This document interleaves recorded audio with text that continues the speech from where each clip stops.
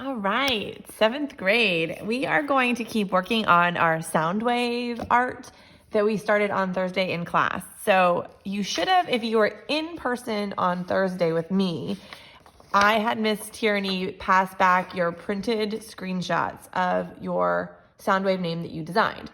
So you'll need that printout, you'll need that cardstock, that really thick paper, and you'll need that baggie that has your yarn, the sewing needle, and the push pin, and your threading taco.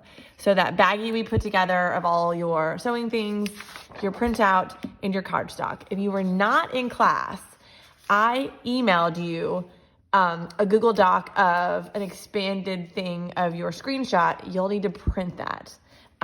If you can't print for some reason, contact me after and we'll talk about it.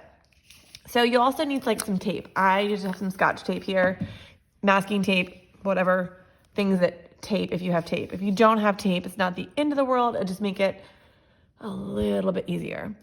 So your printed screenshot of your sound wave, you want to kind of figure out where the middle of your sound wave is and where the middle of your paper is. And it's not going to be exactly the way it was printed. It's just the world doesn't work that way. Sorry. So if I did it like this, my screenshot's going to be kind of off center and I don't care for that. So I'm going to bring it back up and kind of play around.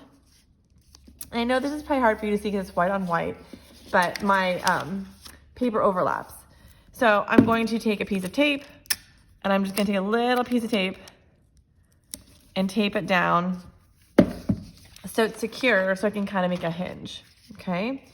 So it's as straight as I want it to be. Some of your screenshots weren't straight, so you might have to twist or move your paper. So you'll lay that down, it's taped, and you'll need your push pin. And this is when you have to be really careful. If you have like really thick gloves, like mittens or an oven mitt, you might want to wear that under your other hand. Otherwise, just be really careful because we are actually going to be taking this push pin and pushing through the paper and the back. So if you put your hand to the back like I have it and you push through, you're going to poke yourself. So try to hold your paper just kind of at the edge and try not to poke yourself.